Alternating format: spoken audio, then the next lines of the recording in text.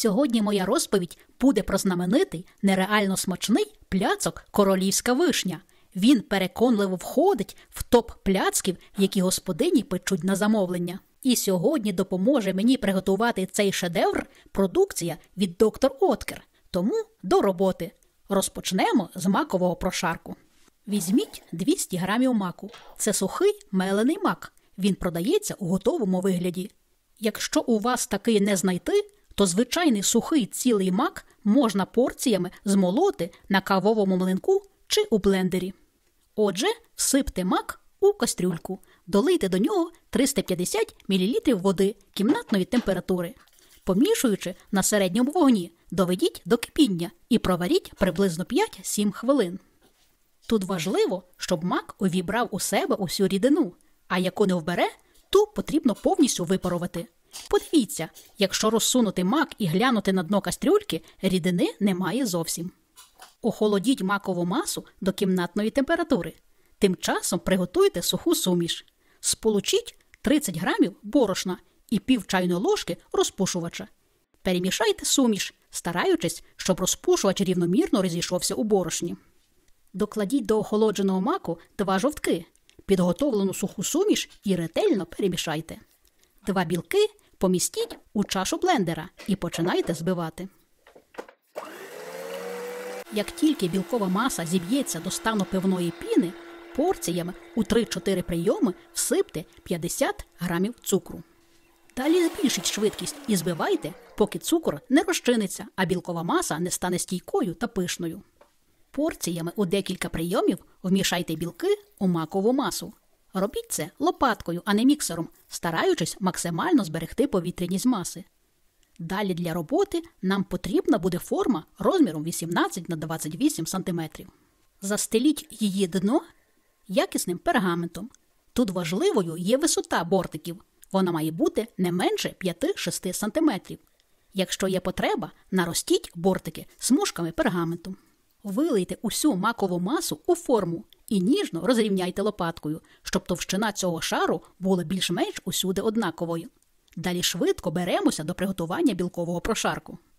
Для цього у чашу міксера викладіть 4 білки. Докладіть 1/6 чайної ложки солі і відправляйте збиватися.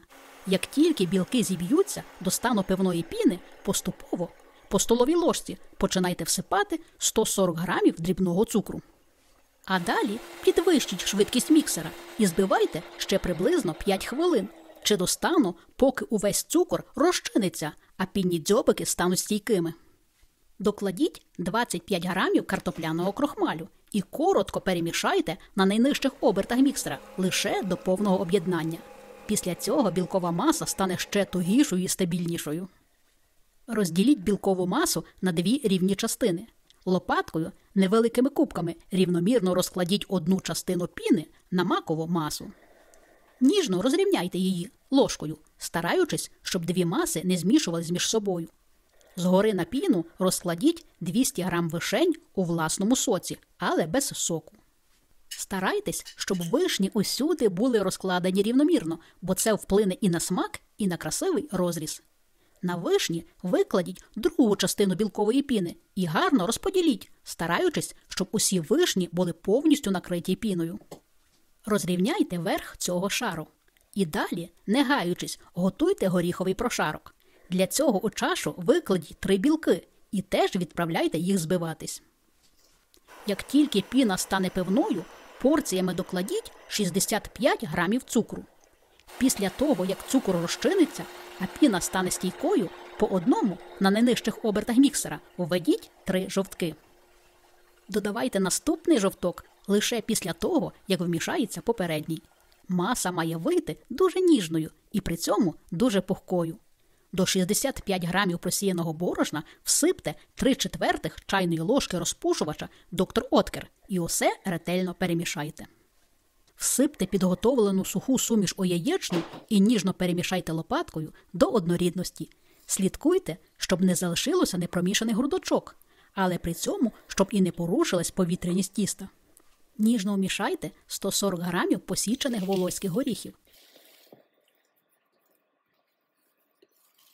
Легенько викладіть горіховий прошарок на білковий. Розправте його, стараючись, щоб усе було рівним. Усе відправляйте у заздалегідь розігріту до 175 градусів Цельсія духовку. Випікайте на середньому рівні в режимі верх-низ без конвекції приблизно 1 годину до готовності. Друзі, я дякую усім за вподобайки, гарні коментарі, поширення і фінансову підтримку. Завдяки цьому я можу продовжувати працювати, розповідаючи про нашу українську кулінарну спадщину. Готовий корж матиме золотаву скоринку. При натисканні пальцем зверху він буде пружинити. Якщо проколоти корж у центрі дерев'яною шпажкою, вона має вийти сухою, без залишків сирого тіста. У духовці корж може піднятися в центрі, але в процесі його охолодження усе стане на свої місця. Далі приготуємо меганіжний шоколадний корж на жовтках. У чашу міксера викладіть 4 жовтки. Докладіть до них 140 грамів цукру і відправляйте збиватись. Збивайте на низьких, а потім на вищих обертах міксера приблизно 5 хвилин до утворення світлої пишної маси.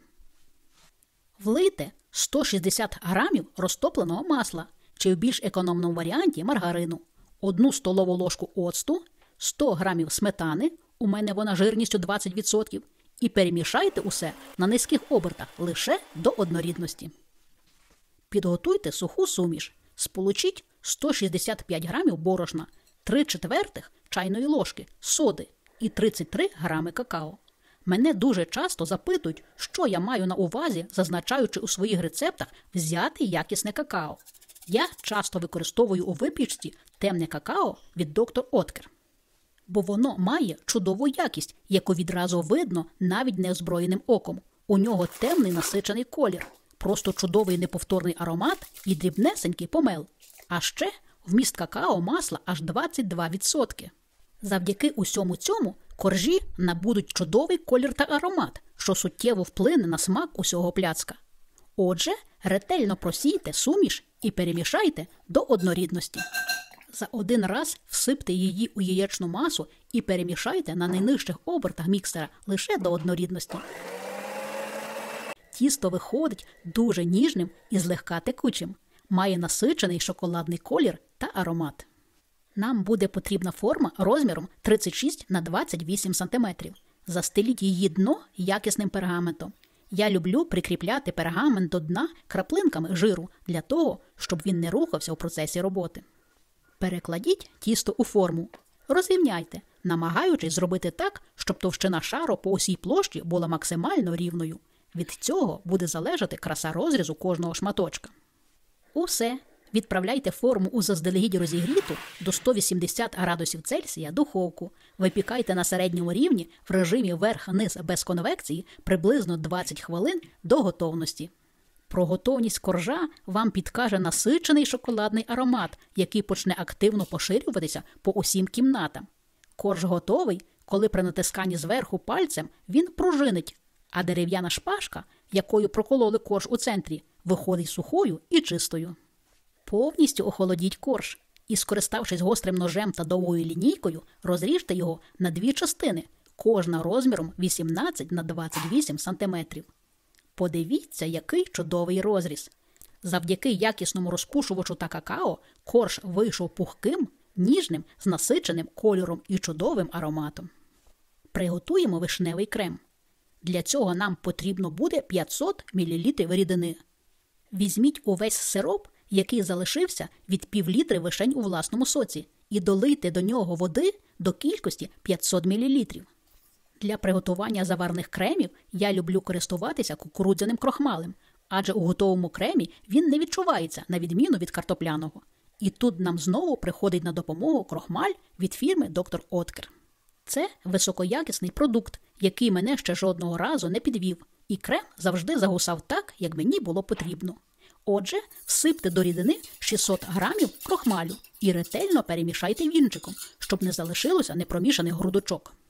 На невеликому вогні, постійно помішуючи, у товстостінному сотейнику доведіть суміш до кипіння і загусання. Слідкуйте, щоб маса не пригоріла і не утворилося грудочок, тому активно працюйте вінчиком. В якийсь момент маса почне гуснути буквально на очах. Після закипання проваріть масу ще буквально 15-20 секунд і знімайте з вогню. Як бачите, крохмаль від доктор Откер не підвів, і заварена маса вийшла причудовою. Накрийте заварену основу харчовою плівкою в контакт і залишіть за кімнатної температури, поки вона не набуде температури приблизно 30 градусів Цельсія. 300 грамів дуже м'якого вершкового масла сполучіть із 50 грамами цукрової пудри і збийте до пухкої світлої маси. На це піде приблизно 5-7 хвилин. Не припиняючи збивання на найнижчих обертах міксера, по столовій ложці введіть заварену вишневу масу. Нагадую, що і збите масло, і вишнева маса мають мати однакову кімнатну температуру, інакше крем з великою ймовірністю може розшаруватись. Додавайте наступну порцію вишневої маси лише після того, як вмішається попередня. Завдяки дотриманню усіх цих нюансів крем виходить просто фантастичним, ніжним і дуже пишним. За консистенцією він навіть чимось подібний на зефірну масу.